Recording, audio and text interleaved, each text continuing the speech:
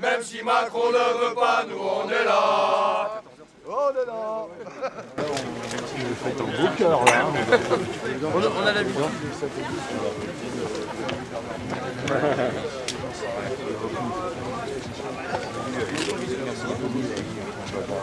Mais vous savez, si ça passe, M. Mélenchon, si ça passe, ça, il n'y a plus rien après qui vous arrête. Hein. Qu'est-ce qui peut les arrêter après?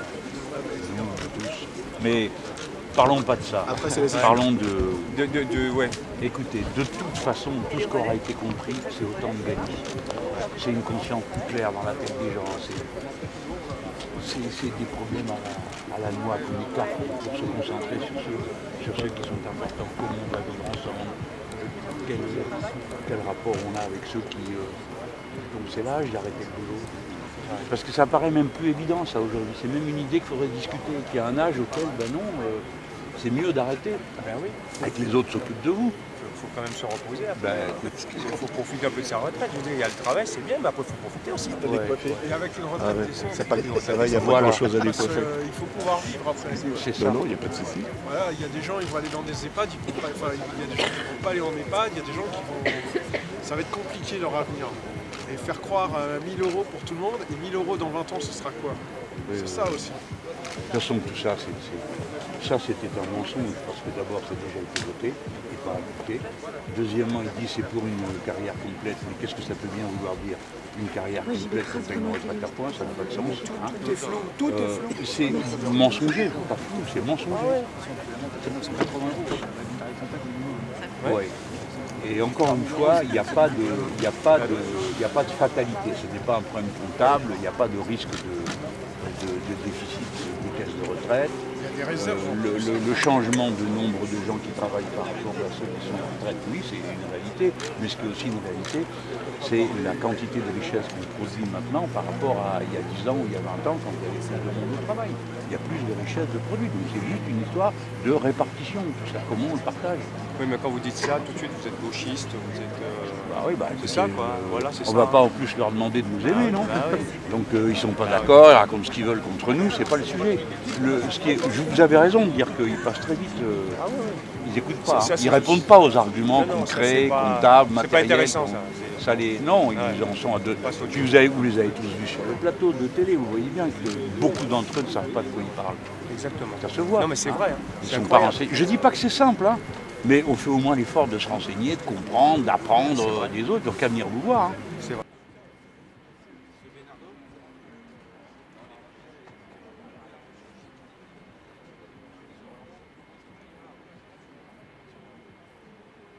Après, ils diront, c'est pas juste, il y en a qui ont une retraite à 2000 et d'autres à 500. Allez hop, tout le monde au même tarif. Alors toi, si t'as bossé, t'as fait de la formation, t'as progressé comme cadre ou je sais pas quoi, comme technicien, je connais pas vos métiers d'assez près. Hein, alors tout d'un coup, on va te dire, non, toi tu retournes à la case départ. Je peux pas. Donc tu vas chercher le fonds de pension, c'est ça leur truc. Leur première étape, c'est ça. Il faut vous rendre compte que ça représente 300 milliards le pognon qui circule dans les retraites. Donc les autres, ils sont là. Bah oui, ça livre. Ça bave. Bien sûr. Bah oui. La preuve, c'est qu'il a reçu la Légion d'honneur. Ouais. Mais le pire, c'est ça, c'est qu'il reçoit la Légion d'honneur. En gros, il lui dit, je fais ce que vous voulez, je m'en fous. Moi, je vous emmerde. Moi, le gars, il est là, Légion d'honneur, parce que vous avez donné mon pognon, donc... C'est une humiliation. C'est une humiliation. C'est une humiliation. Vous l'avez ressenti comme ça? Ouais, c'est une humiliation. Vous savez, pareil, quand ils nous ont coincés là, à Gare de Lyon, ils nous ont coincés avec les CRS comme ça, là. Ils nous ont fait une nasse. Oui, il était Cochrane. Ils nous ont coincés, mais vous vous sentez humilié, quoi. Vous n'avez rien fait, vous êtes là pour manifester. Ils vous coincent comme ça, et vous demandez mais pourquoi je suis là? Ben, il ne part pas, il est là, le flic, il dit rien. Donc là, comme ça. Vous êtes coincés, vous n'avez rien fait. Et même des touristes coincés avec nous, vous ne pouvez pas partir. Les touristes. Et après, ils m'attraquent. C'est un truc de dingue. Moi je dis rien, parce qu'une fois on m'a piqué un mot. Oui, je sais. Ouais. J'avais tort, hein, les gars. Depuis c'est prouvé que j'avais tort. Hein. Ouais. Non, j'ai exagéré. Hein. Ouais. On peut pas responsable CGT de la raffinerie. Ouais. Salut. Excusez-moi, là c'est la place. Alors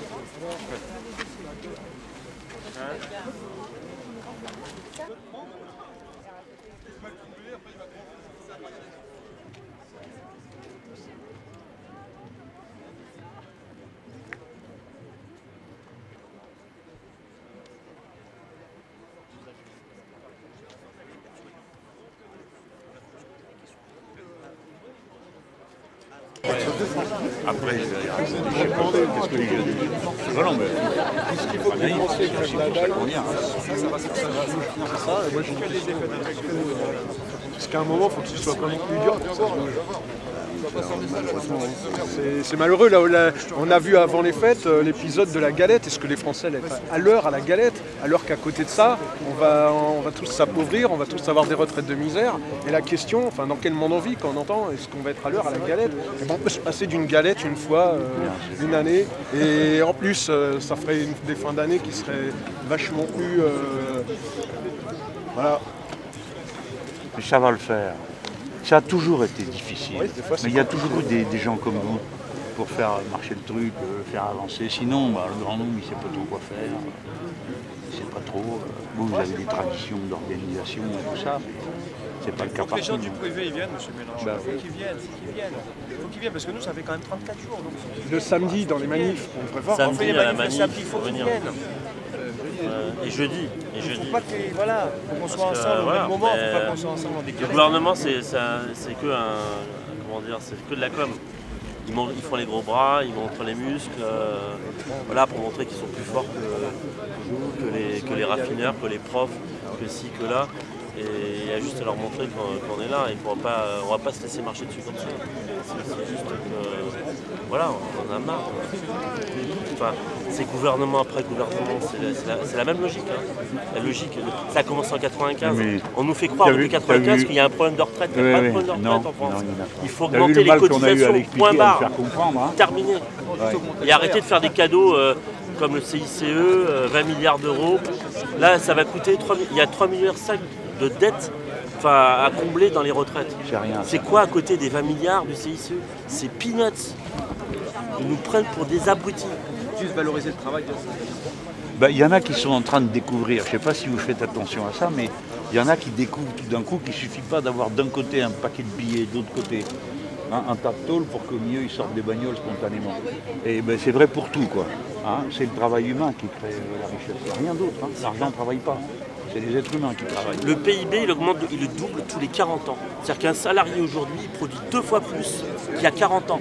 C'est-à-dire que l'argument démographique, comme quoi il y a 4 retraités pour 2 actifs, c'est bidon. Parce qu'un salarié, il produit 2 fois plus. On produit 2 fois plus, les gars. Donc on vaut non plus 2, mais on vaut 4 retraités. Voilà, c'est tout. C'est la façon de les répartir, économistes le savent, ça. Ils le savent, mais voilà. Oui, mais quand tu le dis, il y en a plein qui disent vous rêvez, qu'est-ce que vous racontez, monsieur Mélenchon? C'est pas possible. Tu dis vas-y, démontre-le que c'est pas possible. Tu démontres que c'est pas possible. Il ne faut même pas cet effort. C'est de l'effet de. Je sais pas s'ils le font exprès, moi je me pose la question. Je suis peut-être naïf, hein, mais. Il y en a qui savent. Soit ils le savent, et alors là c'est de l'escroquerie. Oui, non, il y en a qui. C'est la malhonnêteté. Le président, il sait très bien de quoi il parle.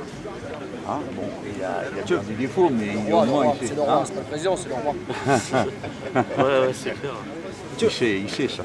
Il sait ce que c'est, ces 300 milliards de retraites qui circulent. Ils savent bien ce qu'ils ont fait, l'état d'argent, les placements, la retraite par capitalisation, c'est ça qu'ils préparent. Ils ont beau dire que non, mais si, c'est bien ça qu'ils préparent. D'ailleurs, ils l'appliquent au cadre, hein. Vous avez vu, il y en a 2-3 là qui vont tomber de l'arbre, hein, quand ils vont découvrir ce que ça va leur coûter, cette souveraineté. Ben oui, parce qu'un système universel, c'est le nôtre. C'est celui qu'on a là, il est vraiment universel. Parce que tu cotises et puis ensuite tu as des droits. Alors il y a une limite, 10 fois le plafond de la Sécu, ça va. Bon, il y a une limite, mais tout le monde y participe et tout le monde en profite. Alors que là, ils vont devoir aller tous au fonds de pension pour maintenir leur niveau. Ça va être de la perte de pouvoir d'achat maintenant. Enfin, moi, je vais en vous apprendre, vous le savez mieux que moi, vous avez eu le temps de en 2008, il y a une crise. Il y a des gens qui ont fait des subprimes et compagnie, ont fait des montages financiers, mais je veux dire, ça mériterait la tôle. Et on a qui est-ce qui a payé pour renflouer les banques? Oui. C'est nous. C'est vous, c'est moi, c'est les journalistes, tout le monde a payé, on a tous payé pour ça. Et aujourd'hui, on vient nous prendre la tête pour notre retraite par répartition, pour notre futur, le futur de nos gosses. Non mais, de qui se moque-t-on? On voit bien qui. Ouais, c'est clair. Bon. Sinon, le moral. Bah ça va le moral. Hein. Moi je suis prof en grève reconductible, voilà. Ou t'es prof de quoi toi? Moi je suis prof dans l'enseignement spécialisé avec les enfants handicapés. Hein. Je fais des remplacements dans les écoles. En Seine-et-Marne. Voilà. Ce matin ils m'ont appelé à l'inspection académique, je croyais que j'étais revenu au boulot et ils m'ont appelé pour aller dans un hôpital psychiatrique. Avec un H, enfin, voilà, avec des jeunes dans un service de jeunes, voilà. Et, voilà. Ça me fait chier, hein. J'aime bien mon boulot, mais non, c'est le plus important ce qui se passe en ce moment. Merci. Bon, alors, allons-y. Comme vous voyez. Attendez, ne me mettez pas le soleil dans la figure. Oui, pas derrière vous non plus parce que. Non, mais disons de côté. Bonjour Monsieur Mélenchon. Quand vous voyez les messieurs, dames, agents bonne année. RATP qui viennent comme ça aux côtés des grévistes des raffineries, vous dites que le mouvement tient le bon bout là? Ben, je me dis qu'il a des caractéristiques qu'on n'avait pas connues dans le passé. Alors voilà, une hirondelle ne fait pas le printemps et un fait ne suffit pas à lui tout seul, mais il est très significatif. J'avais déjà vu ça à la gare de Lyon, il y avait des étudiants le jour où j'y étais, des profs, là il y a des gens de la RATP, il y a un prof. Bon, les gens circulent beaucoup, se parlent, et ça c'est le signe d'une diffusion dans la profondeur du pays. Après, à quel niveau on en est, ça moi je ne suis pas en état de le dire. Ce que je suis capable d'évaluer, c'est l'état d'exaspération des gens, leur haut niveau de conscience, c'est-à-dire que vous avez vu en parlant, hein, c'est des gens qui savent de quoi ils parlent, ils ont lu le texte. Et donc tout ça, c'est du plus, c'est du mieux dans la conscience collective. Un peuple politisé et conscient, c'est toujours mieux qu'un peuple qui subit et reste inactif. Donc pour la France, c'est un bon moment aussi. Le gouvernement peut encore retirer ce projet? Mais il va falloir qu'il le fasse. Est-ce qu'il peut ou il ne peut pas? Normalement, dans une démocratie, on doit savoir s'arrêter aussi. Hein. La démocratie, c'est pas juste savoir gagner, c'est aussi des fois savoir perdre. Je vous en parle en connaissance de cause, après des résultats électoraux moins satisfaisants que prévu. Mais pour lui, ça vaut aussi. C'est-à-dire que la démocratie, c'est en tout, c'est des élections, puis c'est la vie du pays. La démocratie sociale, c'est aussi ça, c'est la grève, c'est la manifestation, tout ça est dans la Constitution. C'est donc ça participe à la vie démocratique du pays. Donc lui, il devrait savoir s'arrêter. Qu'est-ce que c'est que cette espèce d'avant-gardisme révolutionnaire, le macronisme centralisé, là? Il sait mieux que tout le monde ce qui est bon pour tout le monde. Nous sommes juste des imbéciles incapables de comprendre. Allons, c'est pas sérieux. Il devrait entendre la voix des gens, la souffrance qu'il impose au pays et aux gens, parce que là, ils vous ont dit 34 jours de grève, hein, ça fait mal hein, sur la paye. Lui, il s'en fout. Commencez par retirer l'âge pivot. Non, il faut retirer tout. Admettons qu'ils disent « Ah, écoutez, ça ne peut pas durer comme ça. » Donc on dit « Très bien, discutons. » Mais vous commencez par retirer votre affaire, parce que nous sommes capables de faire à tout moment la démonstration que, un, il n'y a pas d'urgence, et deux, le système choisi va nous mettre dans le déficit du régime. Ça va nous mettre. C'est la méthode utilisée qui va créer le problème et non pas qui répondrait à un problème qui n'existe pas aujourd'hui. Donc voilà, ça me paraît assez simple quand même à faire. Bon, alors lui, il maintiendrait qu'il faut discuter et réformer, et puis nous, on aurait obtenu le retrait. Voilà. Ça, c'est un bon compromis, ça. Vous y croyez, en fait? Oui, parce que j'en ai vu d'autres qui faisaient les kékés, et puis qui à la fin sont bien obligés de reculer, parce que quand même, c'est un pays, on a un grand pays, on n'est pas une bourgade dans un coin, il faut quand même que l'économie tourne, on a une contribution à l'économie générale de l'Europe et puis de nos familles. Bon, ça va, quoi. On ne va pas continuer ce souk pour faire plaisir à qui et à quoi? À quelques fonds de pension qui regardent en ce pour les champs les 300 milliards des retraites françaises, aux bureaucrates de la Commission européenne qui ont inventé cette histoire de réforme des retraites. Bon, ça n'en vaut pas la peine. Ça vaut pas la peine. Et justement, on est à un tournant aujourd'hui, puisque la raffinerie cet après-midi pourrait être arrêtée. Ça n'est pas arrivé depuis le début du mouvement. Ça pourrait peut-être changer quelque chose selon vous? Je pense que, en tout cas dans l'esprit de ceux qui prennent cette décision, ça a du sens. Je voudrais faire au passage remarquer qu'il y a un sens des responsabilités qui est très aigu chez les salariés. J'avais dit quand je me trouvais là-bas sur le port à Marseille que les gens qui étaient là, ils étaient en état de couper le courant à tout le monde. Ils ne l'ont pas fait. Hein. Là c'est pareil, ça fait un moment qu'ils auraient pu ne plus laisser sortir un seul litre. Non, ils ont fait la grève et en même temps ils ont tenu compte du fait qu'il y avait les besoins du pays. Ça monte d'un cran, pourquoi? Parce que l'autre aussi est monté d'un cran. Alors il est à l'étranger, il s'en prend à tout le monde, il revient, il dit bon moi je pars en vacances, on verra le 9 janvier. C'est-à-dire qu'il leur inflige une punition. Ils sont obligés d'être en grève encore plus longtemps pendant les fêtes et de perdre du salaire. Donc vous devez comprendre évidemment que les gens, ça les motive eux-mêmes à améliorer le rapport de force. Puisqu'il ne comprend pas, il faudra ça. La chose à quoi nous devons être le plus vigilants, c'est à ne pas nous laisser entraîner dans les provocations à la violence. Parce que c'est ça qu'ils espèrent en face. C'est qu'ils puissent faire comme ils ont fait avec les Gilets jaunes, prendre le prétexte de violence pour commencer à diviser tout le monde et à séparer tout le monde. Et jusqu'à présent, là, vous avez affaire aux travailleurs organisés, syndiqués ou qui ont des traditions d'organisation, même s'ils ne sont pas syndiqués. Et ils se comportent d'une manière très disciplinée, très maîtrisée. Et je pense que ça, c'est un bon signe. Alors là, évidemment, on est dans une semaine qui va être très importante parce qu'il y a deux jours de mobilisation. Il y a l'ouverture de discussions sur lesquelles on peut avoir un pronostic pas très favorable parce que clairement, la revendication maintenant de toute une partie du champ syndical et de la totalité du champ des grévistes, parce que ce n'est pas tout à fait la même chose, c'est le retrait du système par points. Alors, il est vraisemblable qu'aussi longtemps qu'il n'aura pas lâché prise sur ce sujet, mais eh bien, la lutte va continuer. Et il a tort de croire, qu'en jouant le pourrissement, les gens vont se résigner. Je pense qu'ils lui garderont un chien de leur chienne pendant un bon moment, voyez-vous. Aujourd'hui, encore, l'opinion française est majoritairement du côté des grévistes. Vous attendiez à ça d'un mois après le écoutez, avec déjà le mouvement des Gilets jaunes, on avait assisté à un soutien extrêmement important. Ensuite, en France, on s'est aperçu que depuis au moins 20 ans, il y avait eu un système de grève par procuration. C'est-à-dire, on compte sur ceux qui sont devant pour faire la grève et puis on dit « ouais, on vous soutient ». Bon, il vaudrait mieux qu'ils soutiennent dans l'action, mais bon, c'est pas à moi de dire ça. Bon, alors, c'est impressionnant quand même. Mais les gens comprennent que c'est... Vous savez, même quand on ne comprend pas tout à l'économie, on comprend que c'est une façon de changer le mode de vie. Si c'est plus ceux qui sont au travail qui s'occupent directement de ceux qui n'ont plus la force d'y aller ou qui devraient ne plus y aller parce que c'est leur intérêt, les gens sentent que c'est un autre monde qui commence, un monde d'égoïsme encore plus dur que celui dans lequel ils vivent. Alors, je ne suis pas vraiment surpris parce que les Français sont un peuple qui est toujours partagé entre le chacun pour soi et le tous ensemble. Mais quand il y a des circonstances comme celle-là, la Sécu, les retraites, c'est le patrimoine commun. C'est la carte d'identité de tout le monde. Voilà. Alors, ils y sont tous très attachés. Je trouve que c'est bon signe quand même. Ça montre que notre société résiste à l'égoïsme. Vous croyez, M. Mélenchon, s'il n'y a pas assez de grévistes pour arrêter les raffineries, vous n'appelez pas au blocage?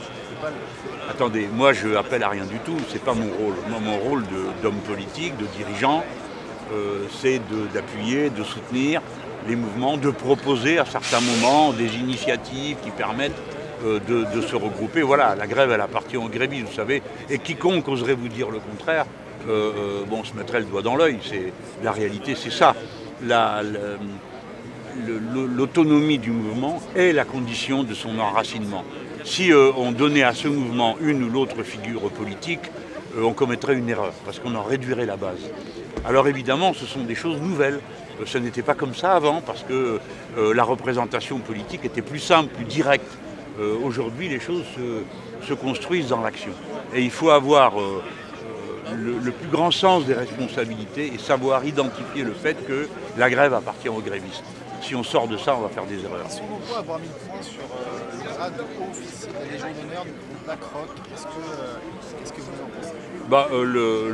C'est pas anecdotique pour vous? Non.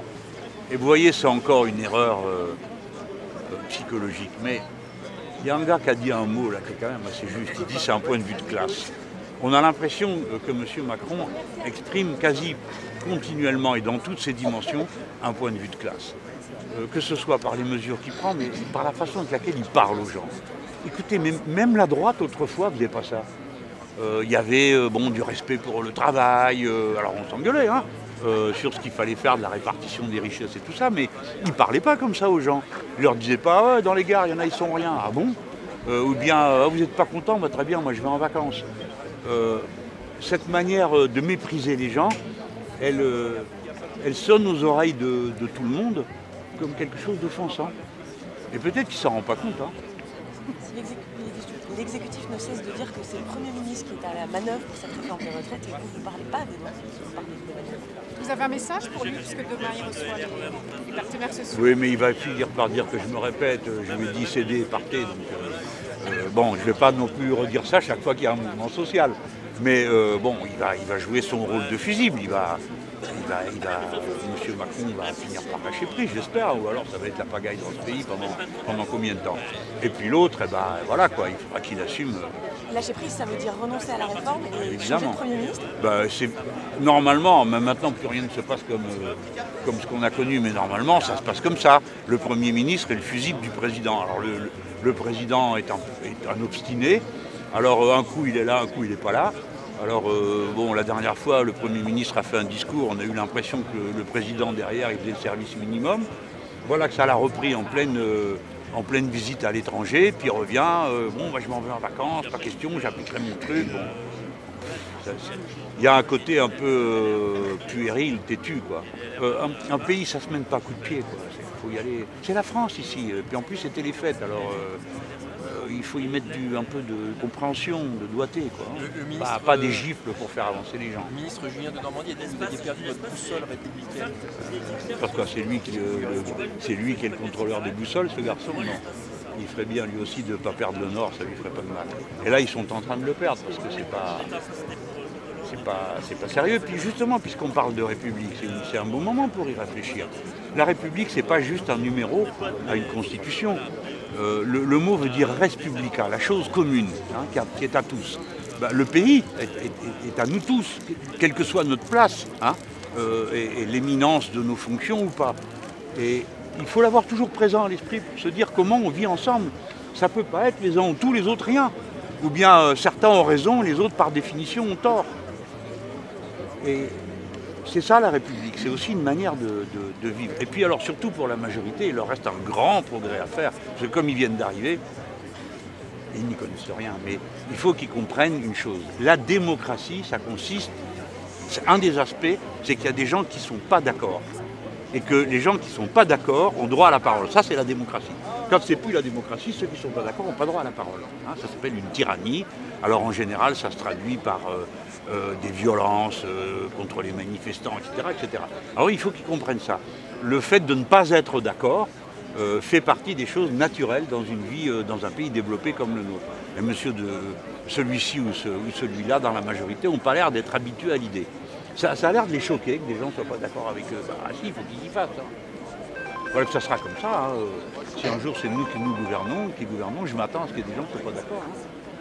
Voilà, c'est la démocratie. Bon, merci d'être venu.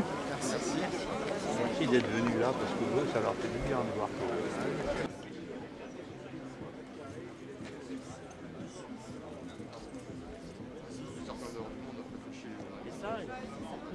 Coquerel, 5 semaines de grève, où va-t-on? Où faudrait-il aller? C'est vers le retrait de la réforme. Voilà, le gouvernement devrait enfin entendre qu'il a un pays mobilisé contre cette réforme, si on en croit tous les sondages, les enquêtes d'opinion, si on en croit aussi la grève qui tient bon, même si, il faut le dire, pour l'instant, elle tient bon par procuration. C'est-à-dire qu'il y a les cheminots, la RATP, les raffineries. Et il va falloir que cette semaine, ça se généralise pour, j'allais dire, enfoncer le coin et qu'enfin, ils soient obligés de retirer ce projet. On va vers un rapport de force encore beaucoup plus tendu que nous l'avons connu ces dernières semaines. Le gouvernement joue le rapport de force? C'est clair, il joue le pourrissement surtout. Le pourrissement, bien sûr. Mais j'espère bien que dans les semaines à venir, et dans la semaine, notamment à partir avec le 9 janvier, la mobilisation soit telle que le gouvernement soit obligé d'entendre raison. Voilà, on ne peut pas tenir comme ça contre tout un peuple. Et, on voit bien que c'est quasiment tout un peuple qui s'oppose à son projet. Donc voilà, la semaine va être décisive. C'est pour ça qu'on est là d'ailleurs. On est là pour venir dire aux grévistes, on vous soutient, comme je vais le matin soutenir les piquets de grève RATP, les AG SNCF, par rapport à des secteurs qui sont en grève depuis un mois. Vous vous rendez compte, c'est historique, mais qui ont besoin maintenant que, non pas que les autres prennent le relais, mais que les autres renforcent le mouvement. Et ça, c'est vrai que c'est cette semaine ou jamais, quoi. Nous sommes dans Seine-et-Marne, devant la raffinerie de Grand-Puy. Vous souhaitez un blocage des raffineries? Ça peut être un élément fort qui puisse faire plier le gouvernement? Mais en tant que député, moi, c'est pas à moi de soutenir, de dire ce que je souhaite. C'est les grévistes qui décident de leur action. Maintenant, c'est clair qu'une grève, c'est l'arme la plus efficace pour faire céder un gouvernement. parce que ça bloque l'économie. C'est vrai que c'est à ça que ça sert. C'est le gouvernement qui est le seul responsable de ça. Voilà, il suffirait qu'ils disent on retire et puis on négocie. Qu'ils veulent continuer à négocier leur projet, et puis il y a des contre-propositions, les syndicats en ont, nous on en a, mais d'abord qu'ils retirent ce projet qui fait mal au pays et que dont les gens ne veulent pas. Parce qu'ils ont bien compris que âge pivot ou pas, c'était un recul de l'âge de la retraite et que c'était moins de pensions et beaucoup plus de cadeaux aux retraites par capitalisation. Je pense que tout le monde s'est rendu compte de ça maintenant. On voit peu de gens du privé dans la rue, pourquoi? Parce que c'est très dur de faire grève dans le privé. Voilà. Le rapport de force est moins bon que dans certains secteurs d'entreprises publiques. Et donc chacun le sait, je veux dire, le rapport dans les entreprises s'est dégradé, même si globalement les gens restent attachés aux retraites, à la sécurité sociale, à quelque chose qui fait le patrimoine social de d'autres pays quelque part. Mais après, entreprise par entreprise, c'est dur, et notamment dans le privé. Beaucoup de syndicalistes nous parlent et craignent que leur direction syndicale signe le retrait de l'âge pivot, qui serait en fait du grain à moudre pour les syndicats, mais qui permettrait de faire passer la retraite par points. Est-ce que vous craignez une forme de trahison entre guillemets des syndicats? Alors, Est-ce que ça peut exister? Non, pour l'instant on connaît les positions des syndicats, c'est pas un problème de trahison. Pour l'instant, on sait qu'en gros les syndicats qui sont en lutte depuis le début, CGT, Solidaire, FSU et FO, demandent le retrait de la réforme point. Il y a d'autres syndicats qui effectivement se contenteraient de l'âge pivot. Je pense notamment à la CFDT. Bon. Mais je vous ferai remarquer pour l'instant le gouvernement ne cède pas non plus sur l'âge pivot. Donc voilà, moi je crois que c'est une grève qui appartient aux grévistes. C'est les grévistes qui décident. Regardez chez les cheminots pendant les fêtes, l'UNSA cheminot avait appelé à faire la trêve, et puis il y a plein de syndicalistes cheminots qui ne l'ont pas suivi. Voilà, c'est dans les AG que ça se décide. Et c'est tant mieux comme ça, et c'est ce qui fait la force de ce mouvement. Moi je crois que le plus gros, la plus grosse inquiétude, elle ne vient pas de là. La plus grosse inquiétude, c'est le fait que maintenant il faut aider les grévistes. Au moins, c'est le message que j'ai à donner aux gens, même s'ils ne sont pas en grève, etc., au moins qu'ils viennent le 9 dans la rue, que cette fois-ci on explose des compteurs. On est lundi, c'est une grosse semaine qui arrive. Qu'est-ce que vous attendez? Comment vous la voyez cette semaine des négociations? Je la vois, j'espère, sous le signe du renforcement de la mobilisation. Voilà, beaucoup de monde dans les rues, beaucoup de monde. Il faut qu'on soit plus nombreux que les autres fois pour qu'on arrive à renverser la table. Vous avez cette impression, parce que vous êtes beaucoup sur le terrain, vous venez sur les blocages des dépôts de bus, etc. Vous avez cette impression que la grève durcit? En tout cas, j'ai l'impression que la combativité reste intacte. Maintenant, c'est vrai que ceux qui portent la grève depuis un mois, je veux dire, à la fin, c'est dur. Faut toujours le rappeler aux gens qui vous écoutent, qui vous regardent. C'est que les premières victimes de la grève, c'est les grévistes. Parce qu'à la fin, c'est des jours de travail en moins, des jours de salaire en moins. Des gens qui ont des petites payes. Donc ils sont en lutte et ils ne peuvent pas se contenter d'une grève par procuration. Il faut que les gens viennent les soutenir au moins dans la rue. Vous êtes parlementaire, vous avez peut-être de meilleures informations que nous. On parle de tension au sommet de l'exécutif. Ça revient à vos oreilles également? Non, je crois qu'il y a un peu de tension, paraît-il, chez les parlementaires En Marche qui commencent à s'inquiéter. Au sein de l'exécutif, non, ça ne nous revient pas. Je ne sais pas trop. En tout cas, une chose est sûre, c'est qu'Édouard Philippe est dans le rôle du fusible. Emmanuel Macron l'a mis dans le rôle du fusible. C'est peut-être le bon signe pour la grève d'ailleurs, parce que j'ai remarqué que quand vous commencez à vouloir faire en sorte que la patate chaude, c'est le Premier ministre qui en hérite, j'allais dire, ça veut dire que vous n'êtes pas si sûr de vous. Vous pensez qu'Édouard Philippe pourrait jeter l'éponge bientôt? Ah bah si, à mon avis, son sort et celui de la réforme sont peut-être liés. La réforme très difficile, ce sera ma dernière question. Si cette réforme passe ou ne passe pas, quels sont les autres projets d'Emmanuel Macron, de ce gouvernement, qui vous feraient redescendre dans la rue Déjà, pour l'instant, parlons de cette réforme. Là, c'est décisif pour plein de choses pour la suite. Le rapport de force, il faut absolument qu'on gagne quelque chose et qu'on aide les grévistes par rapport à ça. Bonne année.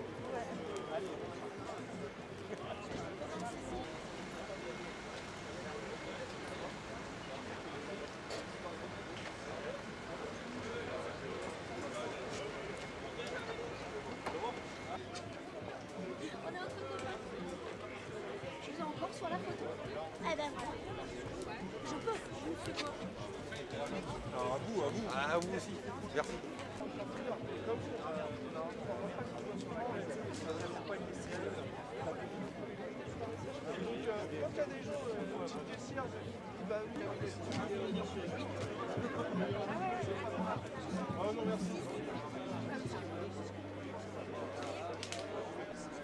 Je l'ai vu là, le mec au champion.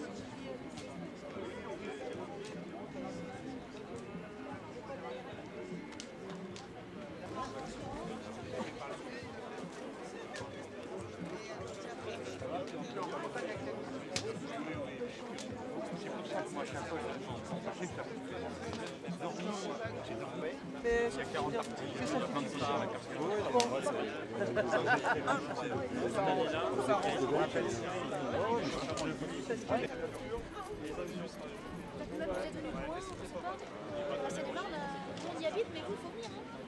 pas facile. Non mais lui il est pas français, il est libanais.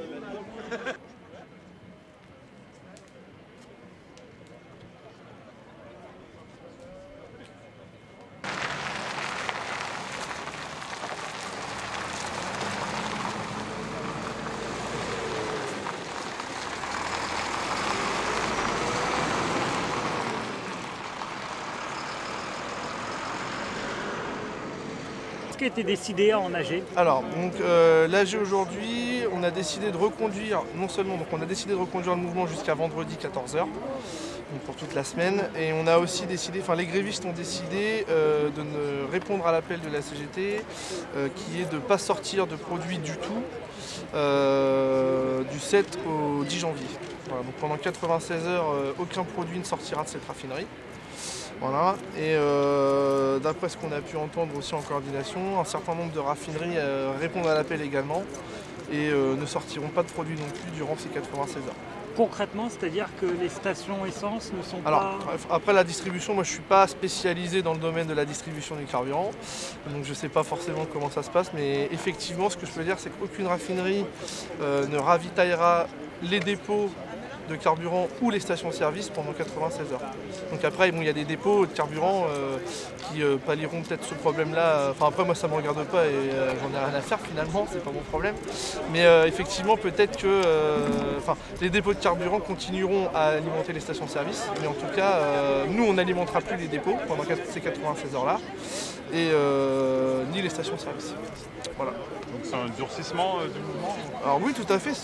Non seulement on durcit, mais c'est aussi on montre au gouvernement que toutes les raffineries sont conjointes dans la lutte.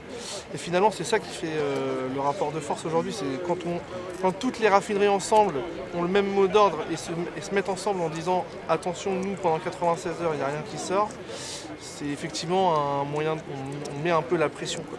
Voilà. Donc on monte le rapport de force, effectivement. Qu'est-ce que vous répondez au gouvernement qui vous dit que vos actions sont illégales? Bah écoutez, moi je réponds juste que le droit de grève est constitutionnel et puis que voilà, c'est un droit finalement. Donc moi, le boulanger, quand il fait grève finalement, il arrête de faire du pain. Bah, le raffineur, quand il fait grève, il arrête de fabriquer du carburant, c'est aussi simple que ça. Quel impact ça peut avoir 96 heures, parce qu'il y a quand même des stocks, des réserves?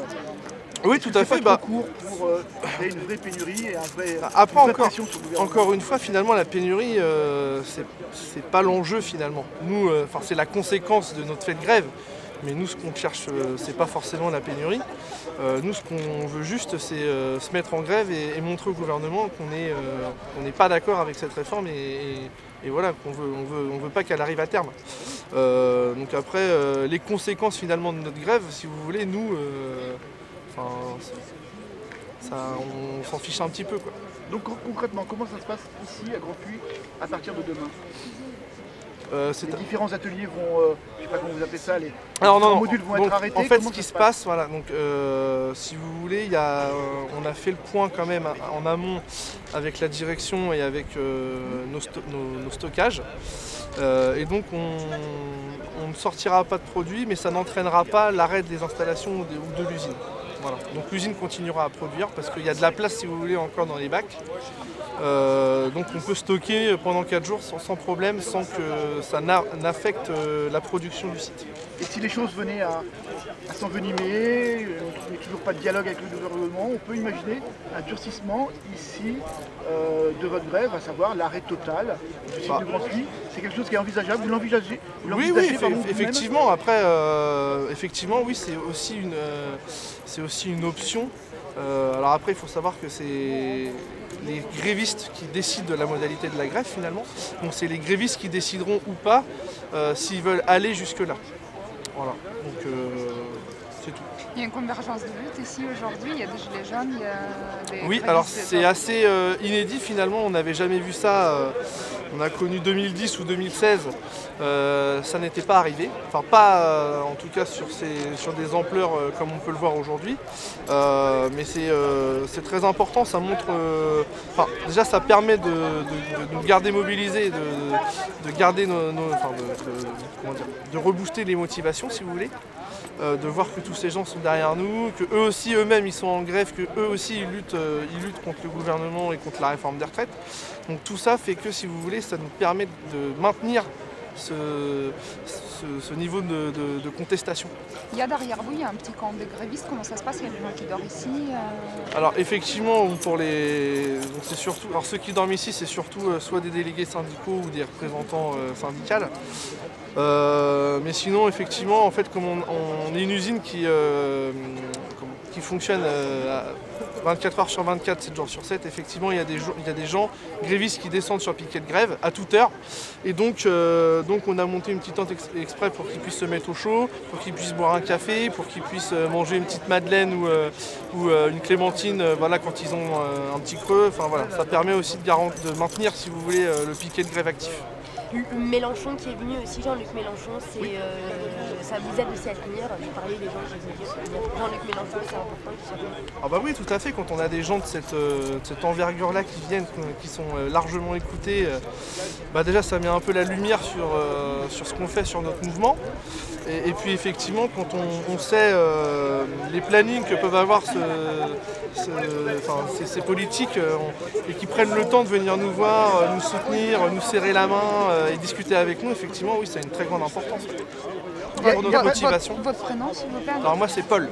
Une toute dernière question, Paul. Oui. Il n'y a pas de doute pour vous, l'objectif c'est toujours le retrait complet du projet des retraites. Ah oui, tout à fait. Nous, on n'est pas sur... certains syndicats ne travaillent que sur l'âge pivot. On n'est pas sur l'âge pivot, on n'est pas... Voilà. Nous, c'est le projet entier dans sa globalité qui ne nous convient pas. Donc c'est ce qu'on combat aujourd'hui. C'est l'ensemble du projet. Vous avez encore de la marge pour faire la grève?